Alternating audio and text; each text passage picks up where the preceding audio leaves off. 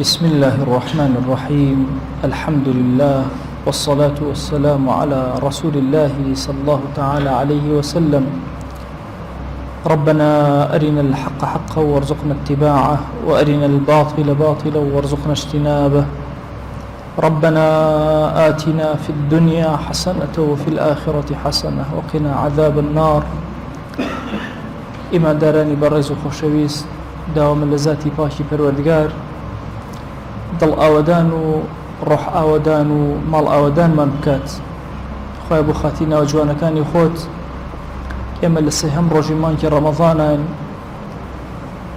هاوای دڵ و نرکەی ناخمان بۆ لای تۆ بەرزەکەینەوە. یا ئیلاهی بە زەوی و میهرەبانی خۆت بەسەرمانە ببارێنە و لە تەواوی گوناهەکانمان ببورە. بەڕێزەکانم، مرۆڤ لە چەند شتێک پێک دێ. بەشێکی سەرەکی لە مرۆڤ بریتێ لە دڵ. ئێمە زۆر کادوا هەستمان کردوە کە عەقڵی ئینسان لە مێشکی ئینسانە بێ. زیهنی ئینسان عەقڵی ئینسان نییە، عەقڵی ئینسان لە ناو دڵی ئینسانە. شوێنی کۆکردنەوەی معلومات لە ناو زیهنی ئینسان و لە مێشکی ئینسانە. بۆیە جاری وا هەیە کەسێک ئەبینی شێتە بەڵام قسەی زۆر عاقڵانە ئەکات. مامۆسای خاڵ لە ناڵەی دەروونە شتێکی جوانی نووسیوە لەسەر ژیری شێتان و شێتی ژیران. صاحبی صفەت الصەفوە بەشێکی زۆر تایبەتی بە ناوی عشق المەجانین نووسیوە کە ئەو کەسانەی شێتن دڵیان هەندێک جار زیندووە، عەقڵیان زیندووە، ئەوە معلوماتی ناو زیهنیان تێکچووە. بۆیە لە ئیسلامە گرنگیەکی زۆر گەورە بە دڵی ئینسان دراوە، وەکو مەرکەزێکی زۆر گەورە حساوی بۆ کراوە. پێغەمبەری خوا صلی الله عليه وسلم ئەفەرمێ: ئەلا ئین فی الجەسەد مضغە، پارچە گۆشتێک لە ناو جەسەدی ئینسانە هەیە، ئیذا صلحت صلح الجەسەد كله. واللهی ئەگەر ئەو دڵە ڕێک بێ، ئەو پارچە گۆشتە پاک بێ، نەگەنی بێ، هەموو لاشەی ئینسان پاک. وإذا فسدت أجر خراب بو إكسباير بو جني فسد الجسد كله، هم جسد إنسان توشي خرابة أبيت أجنت. ابن القيم رضا رحمة خوالي لكتاب مدارج السالكين باسي مفسدات قلب أكا بينشد باسك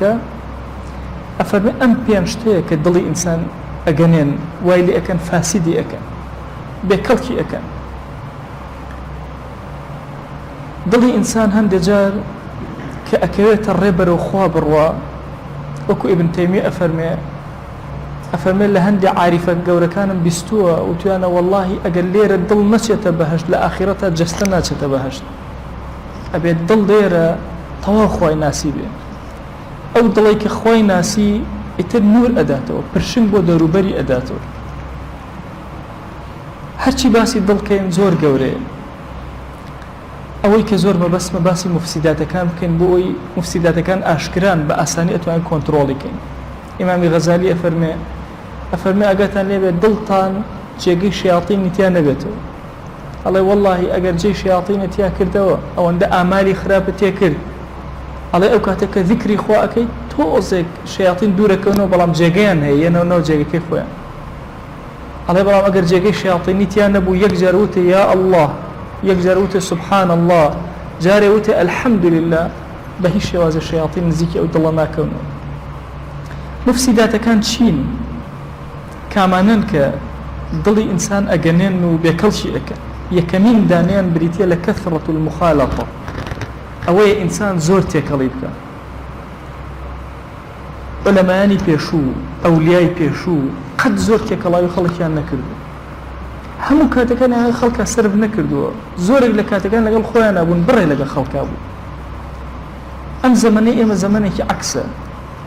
شاشەکان وهایان لێ کردوین ئێمە هەمیشە لەگەڵ شتی ترا ئەژین، کەمێک لەگەڵ خۆمانە ئەژین. شەو هەتانی وە شەو لە فەیسبووک و تۆڕی کۆمەڵایەتی تۆ پەیوەندی لەگەڵ خەڵکا هەیە، قسە لەگەڵ خەڵک، لە ڕۆژە قسە لەگەڵ خەڵکە، ئەی کەیت هەیە قسە لەگەڵ خۆیان بکەیت. بۆ یەکێک لەو شتانەیە کە دڵی ئینسان ئەمرێنێت، ئەیگەنێنێ، فاسیدی ئەکا، بریتە لەوەی زۆر تێکەڵاوی خەڵک و زۆر قسەکردن لە کاروباری دنیای خەڵک. بەخۆ ئەمڕۆ بڕواکەن هیچ کاتێ نەبوو میلەتی کورد بەقەدەر ئەم ڕۆبایی بەزەیی بوو ئەتۆ سێرکەن هەر هەمومان ئیخبار ئەڵێنەوە کۆمەڵە درۆمان بووەکەن ئێمەش ئێڵێنەوە نازانین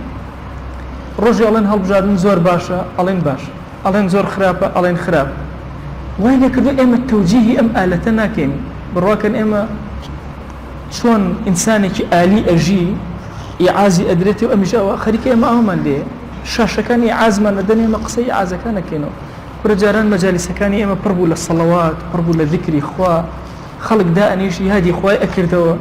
پیاوێکی پیری داماوە لە لادەیەکە ئەبینی ئەمەندە دڵی پاک بوو کەم جار هەبوو هەفتەیەک بەسەریا تێپەڕە سەردانی گۆڕی دایک و باوکی نەکە سەردانی گۆڕی خزمەکانی نەکە هەرچی ئادابی جوانی ئیسلامیە جێبەجێ ئەکرد ئێستا تەسەوڕ ئەەکەی چەندین کەس هەبێ هەر نازانە گۆڕی دایک و باوکی لەکوێ نازانە خزمەکانی لەکوێن زۆر شتی تر مەعانی گەورەی دین لە دەستماندا بەهۆی تێکەڵاوی زۆرەوە کاتێ بە خۆمان نەزانین کۆتایی بە هەموو شتێکمانی و دەرگاکانمان لێدا ئەخرێت بەڕێزەکانم ئێمە زۆر پێویستمان بەوەیە کە ڕۆحمان دڵمان زیندووکەینەوە کەم لەگەڵ خەڵکا بە وەرە زۆرتر لە خۆتا بژی مرۆڤ بۆ ناتوانێت لەگەڵ خۆیان بژی لەبەر یەک شت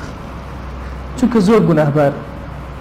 بەخوا ئینسانی ساق حەزەکە بەس لەگەڵ خۆیان بژی بینی خۆی خوا خۆی ساتێکێتی دەوری چۆڵ بێ پەیوەندی لەگەڵ خۆیان بەس بەخوا ئەوەی کە پەیوەندی لەگەڵ خۆیان لاواز ئەبێ وای لێ حەز ناکە لەگەڵ خۆشیان دابنیشێ وای لێ زیاتر حەز ئەکات تێکەڵ بێ لەگەڵ خەڵکا بۆ خۆی ونکە ئەوە مفسیدی یەکەمە بۆ دڵ بەمە زۆر خراپ ئەگەنێ لەم زەمەنە ئێمە زۆر پێویستمان بەوەی ئەبێ بەرنامەمان دانابێ ناکرێ شەو ڕۆژ فەیسبوک بەرنامە بۆ من دابنێ تۆڕی کۆمەڵایەتی من ڕاکێشێ ناکرێ بڕواکەی جاریوە هەیە بابەتێکی نووسیوە 5-6 دقە جارە سێرەکە ئەرەوەڵا لایکەکانم گەیشتە ئەوەندە نازانم کۆمێنتەکان گەیشتە ئەوەندە یعنی سبحان الله کە ئەنەما هەرچی کاری ئەم کەسەی لەما کۆبووەتەوە والله ئەمە کافر بەبێ هۆ دروستی نەکرد بۆ وڵاتی خۆیان بۆ دروستیان کرد لەبەرەی کۆمەڵایەتی نەبوون بۆی خەڵک شێت نەبێت لە ماڵەکانە ئەمەیان دروست کرد بۆ وڵاتی ئێمەش بوو بە نەکبەتی ئێمە وڵاتی کۆمەڵایەتین پێویستمان بەمە نییە بەڕێزەکانم ئەوە مفسیدی یەکەمە کە زۆر خەتەرە ئەبێ ئاگامان لێبێت تێکەڵاوی کەم بکەینەوە پەیوەندی لەگەڵ خۆیان زیاد بکەین ئاخر معقولە لە 24 ساعات 23 ساعاتی من لەگەڵ خەڵکا بوو ساعاتێکی تریش لەگەڵ خۆیان نەبن بەڕێکی لەناو نوێژەکەمە هەن لە دەرەوە لەگەڵ خەڵکا بوو ناکرێت ئینسانی مسلمان ئەبێ خاوەنی خۆی بێ نابێ هەموو شتێ بە وەکو هەوا بهێنێت و بیبە نابێ ئەلامێکی درۆزن بەم سەری دنیا بۆ ئەو سەری دنیا ڕایکێشە بیبە ئەبێ دامەزراوە بێ لەسەر پێخۆی وەستاوە بێ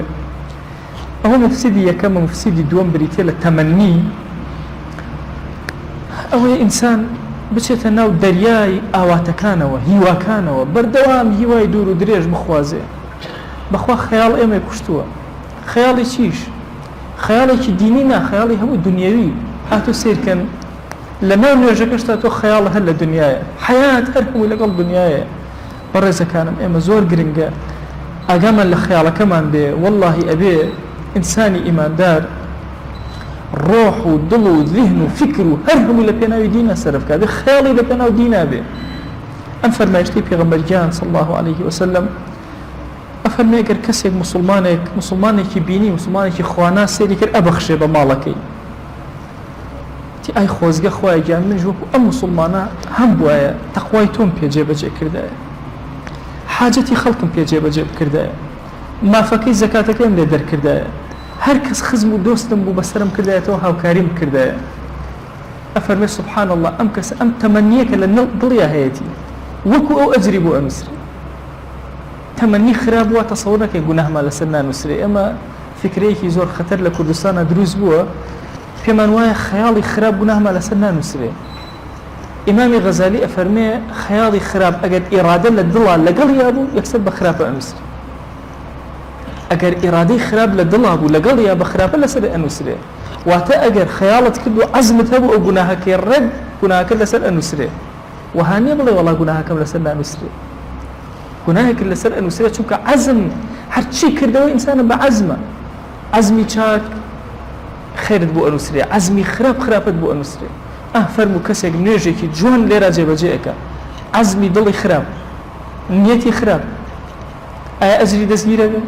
كابو إنما الأعمال بالنيات أبي أقام العزم به هر خيالي عزمي لقل دروس بو خيالي الشهوات حركي شهوتي لتويا دروس كر أو بقناه لسرد نسرة خيالي مال إرادي بيكرني مالي بحرام لتويا دروس كر أو بقناه لسرد نسرة وتصورنا كي خيال لسرنا نسرة بويا مفسدي دوهم بودل كدل أقانين خرافي أكابريتي لا خيالي خراب سهمين دانا ك دڵ کاول ئەکا ئفسادی ئەکا تووشی بەڵای زۆر گەورەی ئەکا ئەوەیە کە دڵی ئینسان پەیوەست بێ بە خێری خواوە عەزیزام لەوە سێمە بڵێن وەڵا دڵمان ئەلحەمدولیلا پەیوەست نییە بە خێری خواوە هەموو دڵمان پەیوەندی هەیە بەخواوە بەخوا لە سەرمانگە ئەوە چاوەچاوەکەی بۆی مەعاشەکە بێ پەیوەندی نییە لەگەڵ خوایە دڵە سێری مەعاشەکە سەی دنیا ئەکە كاكا والله پەیوەندی لەگەڵ خۆیان هەبێ دنیا خۆی ڕائەکا بە دوات ناڵێن ماڵت نەبێ ماڵی دنیا بە هەموو هی تۆ بێ کوڕەی زەوی بە هەموو هی تۆ بێ بەس نابێت چاوت شۆڕ بێ بۆی نابێت دڵت پەیوەست بێ پێوەی نابێ ئاعتیماد لەسەری دابنەی بەخوا ئیتر پارەم هەیە لە هیچ شتێک ناترسم من اعتمد على ماله قل هەر کەس اعتیماد لەسەر ماڵی دانێ ماڵەکەی ئەفەوتێ نامێنێ کەمە بێتەوە اعتیماد نامێنێ لەسەر عەقڵ دانەی من اعتمد على عقله اختل والله شيت أبي عقل كامية أبي إنسان اعتمادي لسر خواه جل جلاله هر دلك پەیوەندی کرد بە غەیری خواوە دڵنیا بە ئەو دڵە تووشی نەخۆشیاتی پێویستی بە چارەسەر هەیە ئەمانەی کە عرسانەکە ئەمە دەردی دڵە مخالەفەی زۆر خەیاڵاتی زۆر پەیوەندی بوون بە غەیری خواوە ئەمە نەخۆشین لەناو دڵە دڵ ئەگەنێنێ ئفسادی ئەکا پەیوەندی لەگەڵ خۆیان لاواز ئەکا ڕەبط لەگەڵ خۆیان ئەپچڕێنێ چوارەمین دانە بریتیە لە خواردنی زۆر پێنجەمین دانە بریتیە لە خەوتنی زۆر والله ئینسان کەسی موسڵمان نابێت طبیعەتی وا نزم بێ پەلاماری خواردن بدە ئەبێ زۆر سەری بەرز بێ هەموو ئاژەڵەکان کاتێک کە ئەخۆن سەریان نەوی ئەکەن بۆ ژێر داوێنیان مرۆڤ نەبێ خواردنەکان بۆ لای سەری ڕائەکێشێ ئەمە معنای هەیە مرۆڤ نابێ زیهن و فکر و خەیاڵاتی هەمووی لە پێناوی خواردنە بێ ئەبێ ڕاگیراو بێ وەستاو بێ ئینسان بەچی تەمەڵ ئەبێ بەچی دڵی ئەگەنێ کە زۆر ئەخوا زۆر ئەخواتەوە زۆر ئەخەوێ تووشی کەسلانێکی زۆر ئەبێ تەمەڵێکی زۆر ئەبێ عیبادەتەکانی پێ ناکرێ تاعەتەکان جوان جێبەجێ ناکە فەرموو ئەو مانگی ڕەمەضانە ئێمە ئێستا الحەمدولىلا لەو سێبەرە دانیشتوین ئەمڕۆ من سەفەرێکی بچوو کاتە ڕێم کۆمەڵی شەنم بینی زۆر ماندوو بوون ڕایان ئەکرد بەم سەر وەسرە بەسەر ئاژەڵەکەیانە بە زمانی بە ڕۆژۆوە نەم ئەزانی چۆن سوپاسیان بکەم چۆن بە گەورەی سێریان کەم لە ناخی خۆمە ئەمود ئەمانە هەموو ئەولیای ڕەب العالەمینن لەم کاتە ناڕەحەتە ئیشەکەیان وازیە نایەنن زۆر ئازایانە و پیاوانەش خەریکی هەم کارەکەی خۆیان هەم بەردەم خۆشە سەریان زۆر بەرزە کێشەیەکیان هەبوو کێشە پرسیاریان لەسەرە کرد ئەنو ماوەسا ئێمە بەم شاخەوە نوێژی جەماعەتمان ئەفەوتی هەندێک جار ناتوانین ذیکرەکان وەکو خۆی بخوێنین تۆ بڵێ لە ئەجری ڕۆژومان کەم نەبێتەوە دڵی زیندوو ئەبەو شێوازەیە بە دوای ئەجرا ئەگەڕێ وێڵە بە دوای ئەجرا تەمەڵ نییە بەخوا موسڵمانێک نەبووە لەسەر زەویە تەمەڵ بەسەری ئەم زەمەنە مەکەن ئێمە ژێردەستەین هەر بیر لەوە ئەکەین و چۆن ڕزگارمان بێ بەخوا ئومەی ئیسلامی کەرسە قاچەکانی خۆی وەستا بوو مناڵێکی ئومەتی ئیسلامی جێشێکی ئەبێت بەڕێوە مەگەر محەممەدی کوڕی مەسلەمە حەڤە ساڵ عومری نەبوو ئێستا حەڤە ساڵ هەر ئەڵێ مراهقە حەڤە ساڵ 100,000 جێژ لە بەردەستیا بۆ ئێبر بەڕێوە ئەم ئومەتە ئومەتی تەمەڵی نییە ئومەتی پیاوەتی و مەردایەتی و شەهامەتە بۆیە بەڕێزەکانم ئێمە پێویستمان بە شەڕێکە کە بچینەوە ناو خۆمان دڵمان سافکەینەوە دڵمان ساخکەینەوە ئەم نەخۆشیانەی عەرزم کردن ئەم پێنج نەخۆشیە ئەبێ لایەن بین لە ناخمانە والله ئەمانە نیشانەی ئەوەن کە دڵمان گەنیوە دڵمان فاسد بووە وإذا فسد المضغة فسد الجسد والله ئەم پارچە گۆشتە تێک چوو هەموو لاشە تێکەچی خوای بۆ خاتی گەورەی خۆت دەرگەکانی خێر بەسەرمانە بکەرەوە یا ڕەبی خوای گیان دڵمان ساخکە یا ئەکرەم الئەکرەمی یا ڕەبی خوای گیان داوات لێ ئەکەین دڵەکانمان تیمار بکە یا ئەکرەم الئەکرەمی خوای تۆ خۆت ئەزانی ئێمە بیمارین لە بینی دەردەکانە هانامان بە تۆ هێناوە یا ئەکرەم الئەکرەمین دەرگەکانی خێر بەسەرمانە بکەرەوە یا ئەکرەم الئەکرەمی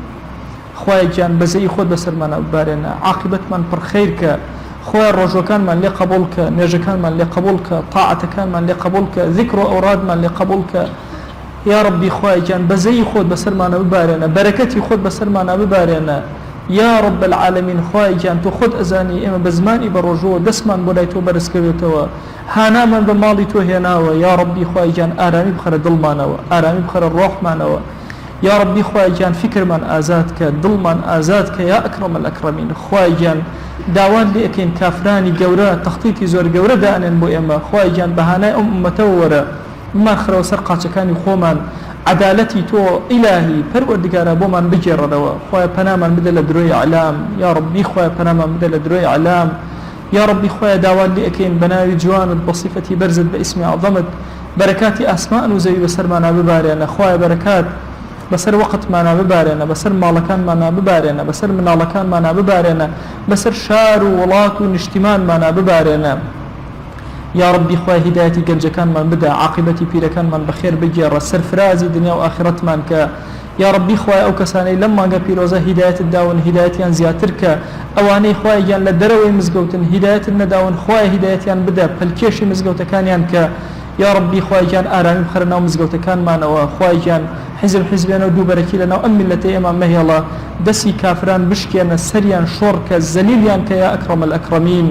یا ربی خوای جان داوان لێ ئەکەین بە ناوی جوانت بە صیفەتی بەرزت بە ئیسمی عەظەمت هەر کەسمان گرفتێکمان هەیە خوای گرفتەکەمان بۆ چارەسەرکە ئەومان بێ حاڵ و ماڵە ماڵداریکە ئەومان بێ مناڵە مناڵی پێ عەتاکە ئەومان بە مناڵە مناڵەکانی ساڵحکە یا ربی خوای ئەومان قەرزارە قەرزی سەرشانی سووکە ئەومان نەخۆش و بیمارە شیفای بۆ بنێرە یا ربی خوای شیفامان بۆ بنێرە یا ربی خوای شیفامان بۆ بنێرە خوای علممان زیاد کە خوای عملمان زیاد کە خوای ئیخلاسمان زیاد کە خوای نیەتمان ساغ کەرەوە بۆ خۆت یا ئەکرەم الئەکرەمین یا ربی خوای جان عەفومان کە خوای عەفومان کە خوای بەزەی بەسەرمانە ببارێنە تو گەورەی خۆت تەراویحەکانمان لێ قبول کە ذکر و ئەورادەکانمان لێ قبول کە ختمەکانمان لێ قبول کە ڕۆژوەکانمان لێ قبول کە شەرمەندەی بەردەم دیوانی خۆتمان مەکە یا ئەکرەم الئەکرەمین خوای دڵمان پاک کەرەوە زمانمان پاک کەرەوە چاومان پاک کەرەوە دەستەکانمان پاک کەرەوە قاچەکانمان پاک کەرەوە یا ربی خوای داوێن و عەورەتمان پاک کەرەوە یا ربی پەروەردگارە داوات لێ ئەکەین پەنا ئەگرین بە تۆ لە گوناهانێ بە ئاشکرا کردومانە پەنا ئەگرین بە تۆ لە گوناهانێ بە پەنهان کردومانە خوای داوای عەفو لێ ئەکەین لە گوناهانێ لەمە و پێش کردومانە داوای لێبوردن لێ ئەکەین لە گوناهانێ لەمە و دوا ئەیکەین یا ربی خوای جان ئەم دوعانەمان لێ وەرگرە سڵاوی ئەم مەجلیسەمان بگەێنە پێغەمبەری خوا صلی الله عليه وسلم یا ربی خوای جان سڵاوی تاک تاکمان ناوەکانمان بێنە لە خزمەت پێغەمبەری خوایە صلی الله عليه وسلم یا ربی خوای جان لەو ڕۆژەی کە بە لیقای تۆ شادەبینەوە خوایە سەربەرزمان کە خوایە سەربەرزمان کە خوایە سەربەرزمان کە خوایە ئێمە زۆر فەقیر و تۆ زۆر دەوڵەمەند خوایە سەربەرزمان کە یا ربی خوایە لە گوناهی دایک و باوکمان ببوورە لە گوناهی برا و خوشەکانمان ببوورە لە گوناهی خزم و کەس و کارمان ببوورە یا ربی خوای جان لە گوناهی دۆستەکانمان ببوورە لە گوناهی مامۆستا و قوتابیمان ببوورە لە گوناهی هەر کەسێ زوڵممان لێ کردووە ببوورە هەر کەس پیاوەتیکی لەگەڵا کردوین لە گوناهی ببوورە یا ربی خوای جان لە گوناهی مامۆستا مەلا عوسمان ببوورە ئەو مامۆستانەی لە مزگەوتا خزمەتێکیان کردووە خوای لە گوناهیان ببوورە لە گوناهی مەلا بەختیار ببوورە یا ئەکرەم الئەکرەمین یا ربی خوای جان داوات لێ ئەکەین بە ناوی جوانت بە صیفەتی بەرزت بە ئیسمی عەظەمت خوای جان ئەلەم مەجلیسا و لەم ماڵەی تۆیە چۆن کۆبووینەتەوە ئاوا لە مەجلیسێکی جوان و لە خزمەت پێغەمبەری خوا صلی الله عليه وسلم کۆمان کەرەوە آمین آمین والحمد لله رب العالمين وصلى الله على سيدنا محمد وعلى آله وصحبه وسلم تسليما كثيرا أبدا إلى يوم الدين.